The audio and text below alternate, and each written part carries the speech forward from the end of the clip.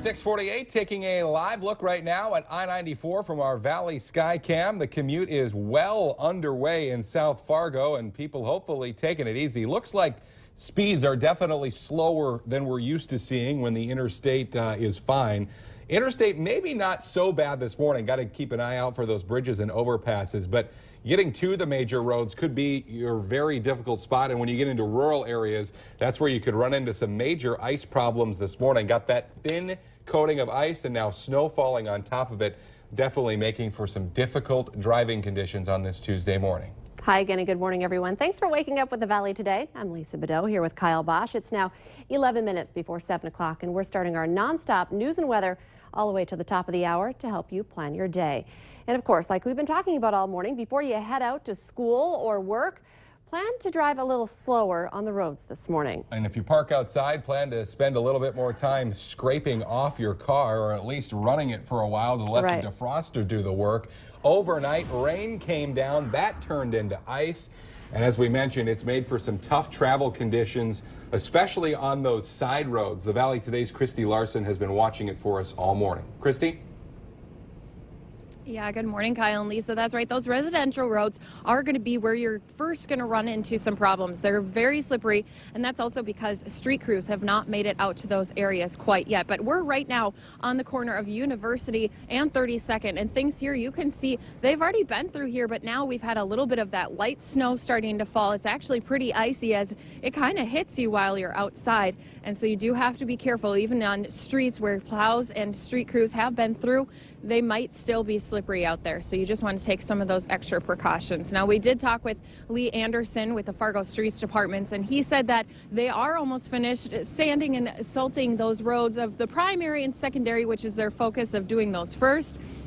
And they said in probably about a half hour to an hour, around that 7:30, 8 o'clock hour, he said that they should be doing not only a shift change, but also going into those residential neighborhoods. Now, that's, like we've been saying, going to be where you're going to run into a lot of that ice, but you still have to be careful no matter what road you are driving on. Now, I-94 and I-29, like you said, traffic moving through there.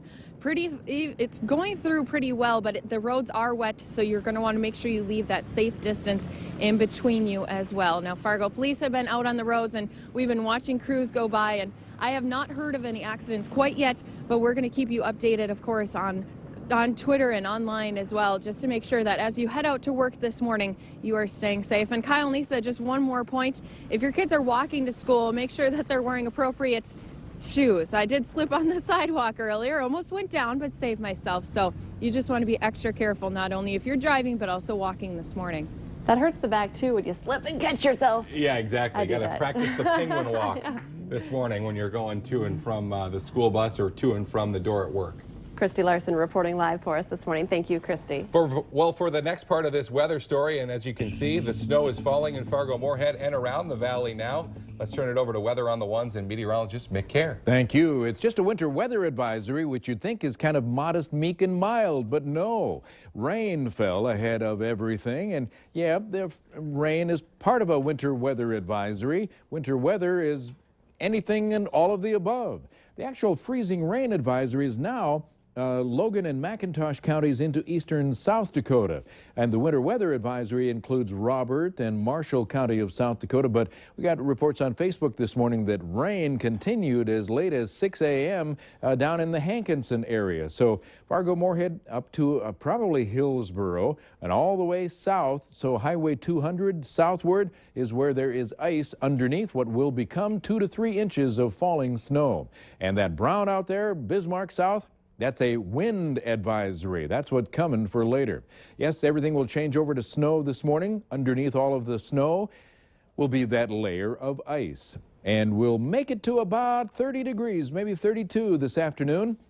That will continue the threat of a little liquid contained within that snow, which will keep the roads potentially very slippery. And that will also reduce the amount of snowfall. So we'll just see if Fargo gets an inch of snow today. It might take until 7 or 8 o'clock this evening when it all wraps up for us to accumulate that much. We'll see. Let's kind of hope we get it over with, huh? Then tomorrow morning, down to near or less than zero. Single-digit above highs tomorrow with a stiff northwest wind.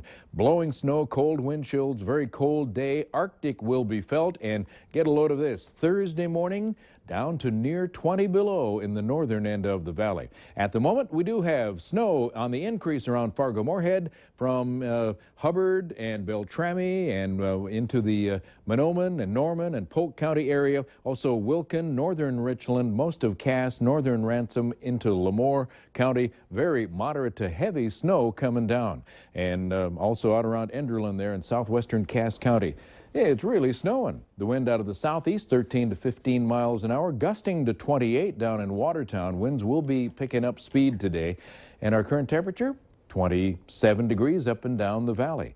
It's not a nice morning for driving out there. Icy roads, snow and very slippery. Tomorrow we're going to have some cold wind chills and, yes, even something we haven't seen much of this winter, blowing snow. Yeah, we haven't No. had to deal with that. Okay, it'll be an adjustment for a lot of us. Thank you, Mick. You bet. Police say they are looking for a break in the murder case of NDSU student Tom Bierson, and they want to hear from anyone who knows anything about a car seen near where his body was found. Take a look at it in this surveillance video. It's from near an RV company parking lot in Moorhead, where Bierson's body was discovered back in September. Final autopsy results are back, but police are not sharing many details. Only that Bierson did not die of a drug or alcohol overdose. They previously confirmed that he died from homicidal violence. A man was hurt and about a dozen others spent the night at a church nearby after an apartment fire in Grand Forks. It happened around 5:30 last night at 23 North 3rd Street. Red Cross volunteers say they manned an evacuation center. Initially, about 50 people were forced out of the apartment building, but most were able to return to their homes a few hours later. No word yet on the condition of the man who was hurt in that fire. Well, the growing population in our area has also grown the need for homeless shelter space, and Churches United for the Homeless is expanding to accommodate. The Moorhead City Council last night approved plans that would allow Churches United to add 18 more beds. Right now, the shelter can house 96 people. Now, construction on the expansion is expected to begin sometime later this year. A Minnesota mom is speaking out about what a distracted driver did to her son. Kelsey Dials says her 21-month-old son was hurt in a crash caused by a teenager who was reading a text. She says her son is still on anti-seizure medication, and because he's so little, there are still many uncertainties. To this day, we still don't know what's going to happen, what to look forward to, what to expect. We can't do typical things that normal parents can do with their toddlers. Distracted driving is the leading cause of crashes in Minnesota, accounting for approximately 65 deaths and 235 serious injuries each year. A West Fargo woman will serve 4 months in prison for the death of her infant son. Police say Rayanne Peterson snorted hydrocodone before breastfeeding her newborn. She then fell asleep, likely suffocating the boy. Could take this all back, I would. I lost my son, and anything that anybody does is never going to be compared to what I do to myself because of it. It was a mistake. I was not responsible. Peterson pleaded guilty to negligent homicide and ingesting a controlled substance. 180 days of her sentence was suspended. She was also credited with time already served. An area family is still grieving while trying to keep the search for their mother alive. Melissa Eagleshield has been missing since October 5th. She's also known as Mitz and was last seen outside her home near Island Lake in Becker County. After 4 months of searching, the family has few answers. We talked to her daughter, who said the worst part is not knowing what happened. Her family recently celebrated Eagleshield's birthday by releasing balloons in hopes that she'll come home. Now, the Becker County Sheriff says that searches will continue once the snow melts. If you have any information on what might have happened to Eagleshield, contact the Becker County Sheriff's Office. A Grand Forks woman who was the subject of a missing persons search last week will remain in the Polk County Jail on drug charges. Janice Day is charged with 4 counts of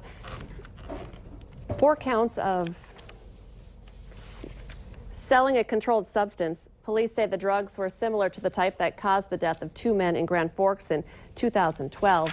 After she failed to show up for her court appearance, Moorhead school officials are looking ahead to increase enrollment in the next 10 years with a master plan that involves investing in more than $78 million. Projects include a new elementary school, in addition to Horizon Middle School, and either adding on to the Moorhead High School or building a new one. Now, the district expects that it will be about 400 students over capacity in the high school by the year 2022. The school board plans to take action on this building plan at its next meeting on February 23rd. A lot of people have been waiting for this restaurant to come to town, like this guy. Chipotle finally opened. Yeah, opened yesterday at 11 after a kind of a sneak peek preview opening for a few people on Sunday. Chipotle is based out of Denver, Colorado, and has 1,600 locations around the country, including the first one ever in the state of North Dakota. Again, it opened up in Fargo on 45th Street South, right across the street from the big Shields there. Lots of people obviously in line to get their Chipotle fix yesterday. I'm going to wait for the buzz to die down in about a month, maybe. I kind of doubt it. People are obsessed with that place. They just love it. Because it is the best It's ever. the best ever. Let's get our answer now to our question of the morning on Facebook. Today's question: what will the average person touch fewer than 100 of in his or her lifetime? The answer, $100 bills. If you want to answer our question in the morning, just head to our Valley News Live Facebook page every Monday through Friday. Last check of our weather, Mick? And it looks like we have rain, freezing rain that fell underneath the snow that's coming down now. So extremely slippery, likely much of the day, and light snow mixed precip could add up to more than an inch for Fargo. We'll see. Thanks for waking up with the Valley today. More local news and weather for you right here in 25 minutes. Have a great Tuesday, everybody. Stay safe out on the roads this morning. We'll see you tomorrow.